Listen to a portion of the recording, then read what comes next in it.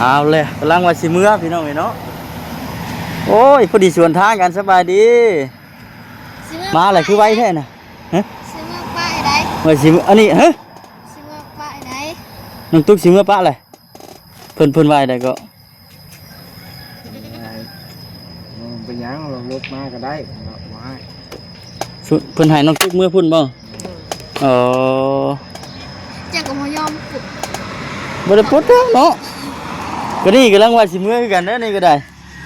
เมื่อมื้อนี้บ่เพิ่นเมื่อส่งมื้อนี้บ่เมื่อส่งตอนแรงเลยโอ้ยามใดแล้วบัดนี้เนาะจักยามใดแล้วบัดนี้สิได้มา กินฮอดก็อดเอาแล้วบัดนี้ไปซั่นเนาะทางบ่คำก็บ่รบกวนหยังหลาย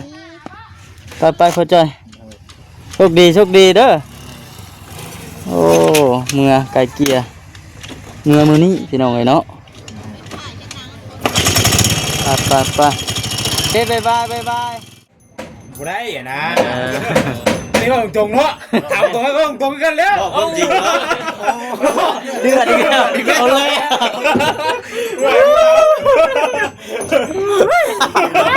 เอาละขอจิ้นคอนเทนต์อะไรวะเอาเลยมาแล้ว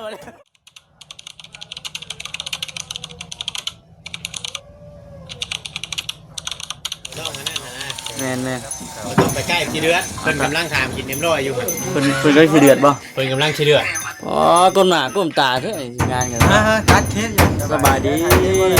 สบายดีลอยได้ทางไหนกายลอยขึ้นมาแบบนี้บ่เฮ้ยว่าเลยว่าให้เฮ็ดเวียกเร็วคนโอ้ข่อยก็เฮ็ดเวียกอยู่ข่อยก็ได้เฮ็ดเวียกได้ดีๆนะบ่เฮ็ดได้เด้เบิ่งก่อนสิถามบ่แชร์อีกเทื่อนึงถามเป็นได้คือบ่เห็นบ่ซะดีสวัสดีเราไถนาเราไถนาบ่เจ้าบ่อยากชวนเราบ่ สบายดีเด้อจะชวนอยู่บ่ฮะจะชวนเราอยู่บ่โอ้ยเราเบิดงบว้าวความจริงเนาะเราเบิดงบแล้วเราเลยมาแถวแล้วฉันเนาะเอากะจะกี่ซอยให้ไรเป็นบ่แหละก่อนเนาะเฮาสิเราพักผ่อนก่อนว่าเรามาน้ำกะสิเฮาไปชอบทุกอย่างเฮากันบ่ได้อ่ะนะนี่ก็ตรงเนาะถามตรงก็ตรงกันแล้วจริงเนาะเดือดอีกแล้วเอาเลย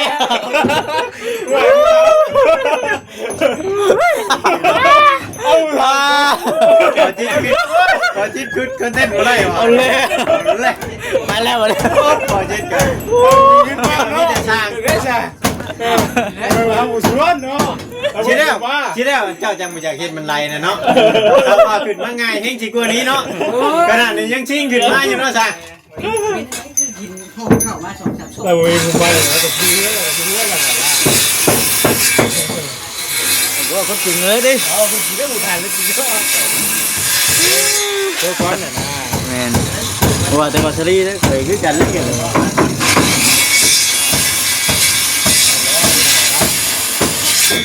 ชาเป็นกำลังพี่น้องเนาะเห็ดเข่ากบบ้านน้ำโอ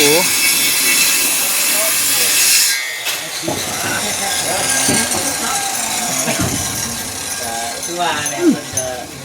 สร้างนี่อยู่เป็น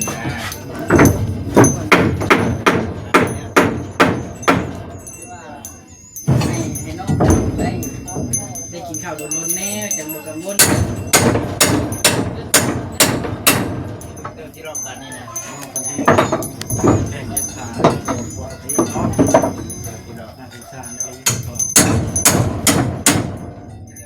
คุณเอาก็ยินถามเพิ่มเติมอีกแล้วชลีนี่ต้องมาแซนเด้อเพราะว่าพื้นที่นี้น่ะมันแก่น้ำแต่มันจะมาดับหลังเอาอีกแล้วตอบตรงกันได้ก็ตอบตรงชุดได้อ่ะสงสัยยังไงได้ตอบตรงแล้วก็อย่าขึ้นมันจะบ้างกับพุ้ยลงไหนเมื่อเช้านี่ก็ง่ายท้องคนนึงนี่ได้ข่อยแล้วยังกับพุ้ยน่ะข่อยแล้วตัวอิดง่ายท้องคนนึงนะรอบ2บ่แซนไม่เฮียซะบ่เช็ดถามแล้วบ่แจ้งแล้วฮะด้วยเช็ดถามแล้วบ่เช็ดถามบ่โทรถามด้วยนะบ่เช็ดทีมงานบ่เชื่อเดี๋ยวนี้ทีมงานบ่เชื่อเดี๋ยวนี้เอาแล้วคัดจังหวะเราถ่ายหน้าได้หั่นเดี๋ยวไปลงคิดแล้วกันจังหน่อยสิประธานบ่ครับเนาะ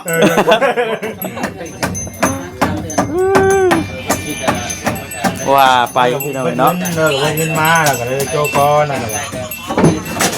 มาซื้ออยู่ซื้อกินนั่นนี่เบิดช้าเนาะเงินแม่ไปหู้แล้ว ออกจากเพื่อนแบบใช้เงิน ตอนนั้นเดี๋ยวนี่คือว่าบ่คอยได้กดน้ำมูเลย3-4เดือนยังบ่ได้กดเนาะ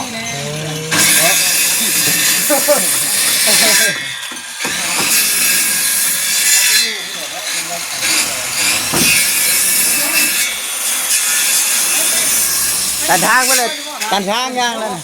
ขึ้นมาได้ไหม ทางเฮ้ยจับฮับมาช่วยกล้องนะน้ำโมนะได้บ่ต้องเห็นบันไดบ่อยู่พากันหมด ก็มีบ่สิเอ้า พากันหมด คันเฮ็ดบันไดให้ จัด บ่ จอยมึง ฮะ เบาดีเริ่มเครียดช่างแล้วจัดจอยเห็นได้บ่กะไปหันสิร้อยงานทองบ่งานให้จัดโอ้ยเจ้ากันจัดจอยเลย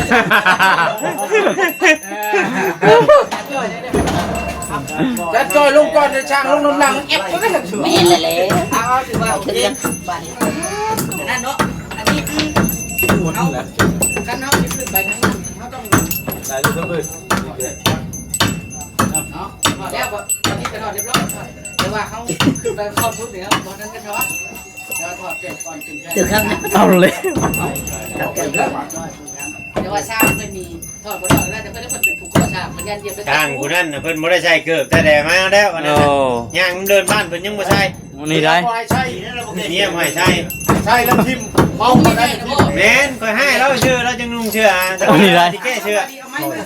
มาจิ้มกับแกเลย เมาบ่ได้มาเรียกว่าคนนั้น เอาเลยจากเปิดเผยความลับเลย จะได้ยังทำไม เอาบ่ได้กินเพื่อมาบ่ เอามาเลย โอเคตามนั้นพี่น้องเอ้ย การเมาเลยมอยไปลื่นได้เอา บ่ เฮ้ยโอ้ยเฮ็ดไปนะลูกข้างในมาโอ้ยไอ้ต้องงมื้อนี้น่ะ ลงน้ำป่าจอด ผมก็เลยรูปอยู่หั่น ไปถึงคุณน้าเนี่ยมันจิบโต๊ะ โอ้ยเนาะ ระวังเด้อ ว่าเห็นมาวันนี้พรุ่งนี้เห็นบ่บ่สิดีเห็นบ่ไปเห็นในวันที่ว่า ไปเมื่อก่อนหมู่ เห็นเลย วันนี้จะมาที่ไหนวันนี้ เห็นเอาไปเห็นก็หยอกแล้วอยู่ดิ หยอกเราอยู่มาบ่น้ำข่อยเจ้ากันเนาะผู้ข่อยบ่เห็น มันเนื้อกับมาไหนมาต้องข่อยนี่แล้ว มูก็เห็นคือกันนั่นแหละ ผู้เจ้าโชคชัยไอ้คือบ้านนี้ หยอก ใครอยู่จ้ะจนเลิกเพราะว่ากับมาอยู่น้ำกัน 8 โมง จนเลิก8 โมงผู้ ดูนี่ก็ได้กระโดดเอา พากันอยู่ได้กระโดดกระโดด มาวัดว่าเอาอะไรที่มืออยู่บ่นี่ว่า แต่ตัวเองคือกัน แค่เลยก็ยังมือกันเด้ เจ้าเกี่ยวกันลูกเกิดเกี่ยวน้ำ แจ้งหน่อยบ่พากันเมื่อสร้างเพิ่นบ่อยากเมื่อนะ เนาะ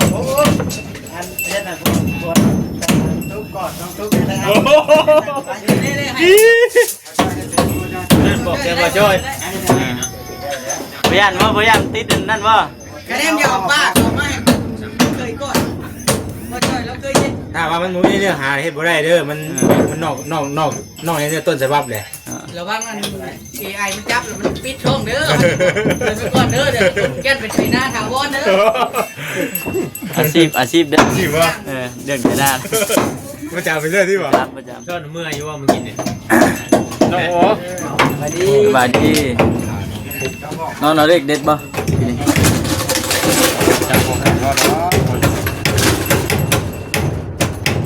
กลับไป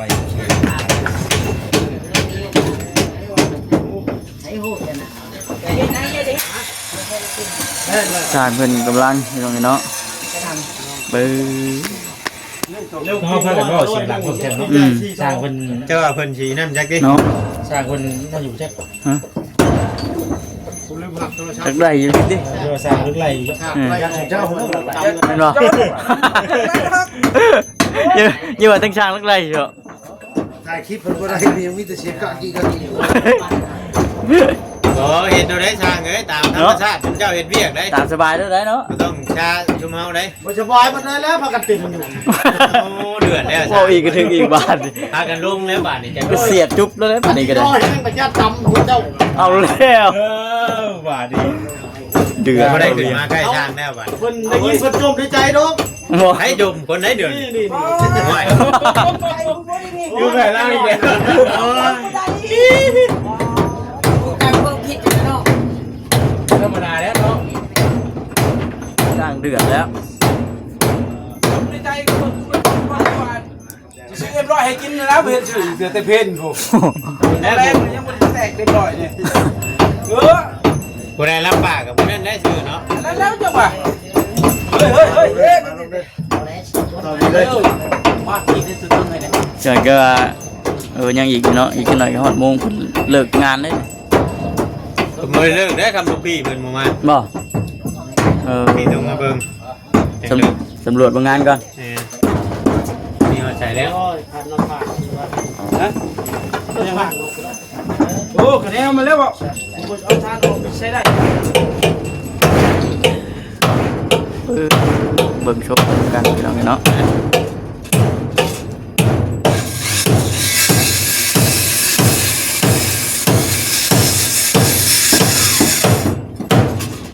เทือนหลังใดต้องอยู่ก้อนเทือนหลังนั้นมาเทือนหลังนี้แล้วเขาก็ไปก้อนอยู่หลังใหม่อีกมันจะเป็นระบบมันแบบนั้นเลยระบบมัน ระบบเคลื่อนย้ายบ่ แม่ตะกี้จะมาก้อนอยู่หลังนั้นแล้วนะพี่น้องยาก้อนนั่นบ่ มันก่อนอย่างนี้เหรอจิ มาก้อนหลังนี้บ่สร้างอยู่ใส่ต้องอยู่น้ำมันทำสร้างมาจากเบื้องบนทำสร้างมาจากเบื้องบนสร้างอยู่ใส่ต้องอยู่หัน เนาะเห็นมื้อใดสร้างบ่มาเลย คือไรสร้างมาอยู่กลาง เอาแล้วโอ้เป็นได้ไหมนะไปเบิ่งเรื่องบ่เวียง ไม่เกือบหักกินเตะในสามเชียง สองคนแล้ว บ่ โอ้ย ไม่หลายกว่า ไปห่วงไหม มองไม่หลายกว่า สองคนแล้วมันกินนี่ ต้องมีแผลเนาะ มีแผล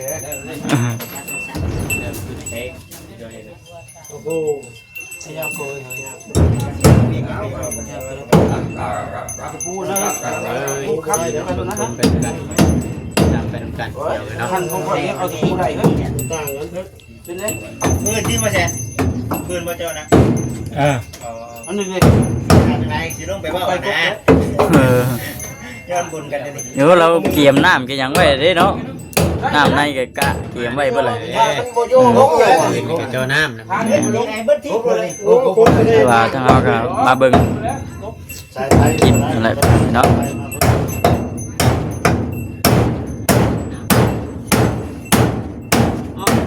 ง่วงเพื่อนเป็นแก้มดูแล้ว ได้ เราอยู่เพื่อนอยู่ว่าดิ อยู่เพื่อนป่ะ ฝากกล้องมาเลิกก่อนนะกล้องก่อนรุ่นนะ ยืนป่ะ พอได้ยืมแล้วยืมพอว่าอะไรกันเนาะ โอ้พลิกคำศัพท์อีกเลยดิบ่ถึงคำศัพท์เลยวะ มันสิถึงยังไงอย่าไปห้องกันนะปีนี้มันเริ่มไปไหนตัวอย่างพี่ก็ได้เด้อจิ๊ดอย่าไปห้องตัวอย่างของพี่เด้ออย่าไปห้องตัวอย่าง ไม่ได้ลงมาจับไปหรอกมุดเลยเนี่ยถ้าสิเขากองทีเดียวเนี่ย เป็นที่ไหน ไรลงมาดิกล้าเบิ่งเด็กกล้าเบิ่งแต่กล้องมาได้ ข้าบึกเด็กกล้องนี่เราไล่ ไล่ของเบิร์ด ไล่บ่เพิ่นเนี่ยขังไว้จัง ไล่ของเบิร์ดที่ไปตู้ก้อยมันออกก่อนหนังแท้ ขังไว้เลยเอา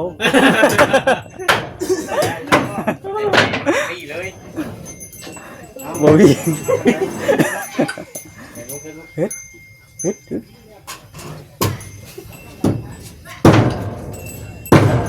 เกี่ยว เท้าเบิ่ง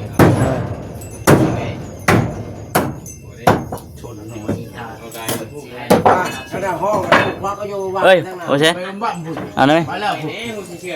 ไปแล้วฮะมันจะอันทำไปยกมือเบิ่งกว่ายกให้มือยังเบิ่งเลย มีไว้ใส่เก็ตใส่แคป นี่คนลงไปเอานั่นก่อนยังบัดแบตอันมักระเบิดบ่แซน เดี๋ยวเรามีประเด็นอีกวันนึง แต่รถถอยที่ไหน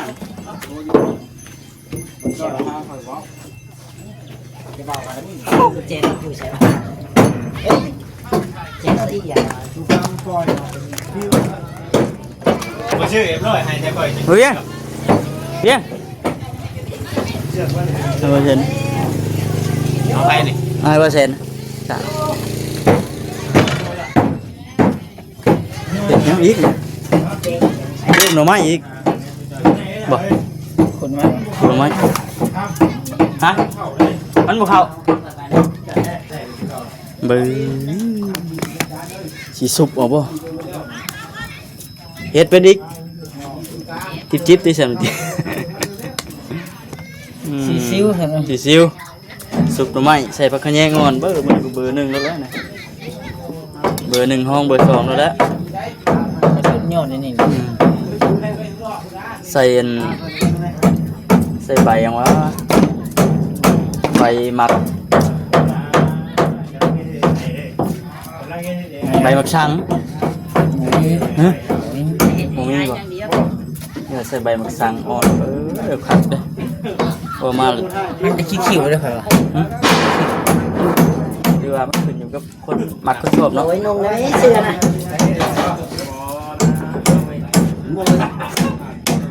เจ้าหนุ่มเสือ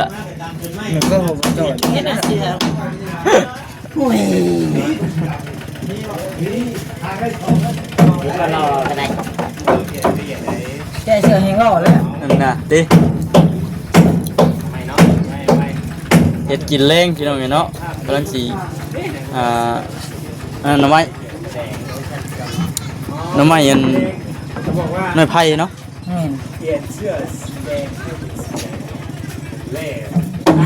สบายดีเห็นยังนี่นะทำไม ก็หน่อไม้ ทำไมก็ทำไมจะเป็นบ้านนี่สมว่าเราอยากได้เมียอยู่ได้นี่ เอาแล้วแม่นอลิโบ เมียนว่าน้องบอยน้องบอยจอยนะ คนละเสื้อเต็มที่มันกินคนละเสื้อเพิ่นแห้งหนึงมันกินดิ ใส่ยังแน่นี่ก็ขออะไรนี่หรือว่ากินรสบ่ยังกินบ่ได้แล้วอ่ะมันขมอยู่เนาะต้มแล้วก็ห่อ เอา ห่ ส่ อง คือกระปุ้นก็เห็นเขาเห็น บอกนี่ว่าเฮ็ดห่อสมหน่อไม้อ่ะ แซ่บไปสุดว่า เฮ็ดไปค่อยก็ ได้ ตักมัก คือกัน กัดกับพริกดิบอีกเนาะเบ้ย ว่าที่ว่าพันกับพันหน่อไม้คือกับแทนเส้นกระปุ้นขาคือกันไหมเคยกินบ่น้องโบย ข่อยยังบ่เคยกิน เห็ดแจ่วหวานขึ้นมาแล้วก็ต้มให้มันจืดนะ กินไปทุกที่บ่จ่อยเนาะ บอกคอยเห็นเขาเห็น เห็นเขาเฮ็ด คือสิแซ่บอยู่เนาะ คือจิแซ่บอยู่ กินไปทุกที่เลยเนี่ย แล้วก็เอาพักมาห่อคือพันกระปุ้นนะนะ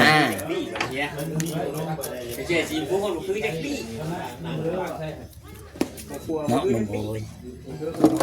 ห่อสมหน่อไม้โอ้ยเอาลาบซีนมาเปลี่ยนกันยังวาง เอาได้ก่อนเลย เอาเถอะเนี่ยบ่เอาเยอะ เจ้าเชียนยังเอาหน่อไม้ป่ะ โอ้รับสินอยู่ เอา นะ ลาบซีนดิ โอ้ คิดว่าเอาหน่อไม้ดอก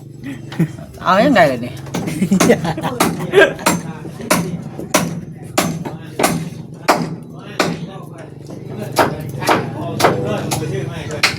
ยุ่นบ้านก็ได้เลย นั่นแหละ เอาเลย ให้ไปหาหน่อไม้มาเผานะ มาเล่า เอาแล้วหามาให้ งั้นเราซื้อเอาน้ำตลาดจักบ่ ไม่เนาะ หาน้ำตลาดบ่ หาน้ำตลาด แล้วมันเอามาพักมัน ให้กินแล้วเห็ดกินเก่งเพราะแบบนี้คันแมนมีลูกมีเมียก็เห็ดชูลูกชูเมียกินได้แล้ว คักแล้วเนาะผ่านแล้วเนาะ ผ่านแล้วหรือว่าเห็ดในบาทเดียวในบ่บัดได้เมียแล้วป้าให้เมียเห็ดบ่ นี่แหละ มอบหน้าที่บ่มันมอบกรรมสิทธิ์ให้ลูกให้เมีย มันก็เป็นหน้าที่เฮาแล้วเนาะ แม่นบ่ หน้าที่เฮาก็คือว่าลุงเฮ็ดเวียกพุ่นแหละ เฮ็ดเวียก เห็ดหยังเนาะ ถ้าเอาไปโลดบ่จ่อยดอก หาเงินนะติ แม่นแต่มันสิได้เงินกับเฮ็ดแล้ว โอ้แน่นั่นได้โจย ขันขยันแบบนี้ก็ดียัน ตอนไหนคือกันตอนนี้คือกันแล้วกันแล้วหมอมัน อืม มีเรื่องให้เห็นเนาะ แม่นบ่ว่ารับหน้าและรับหลังบ่ขยันคือกันเบิด เขา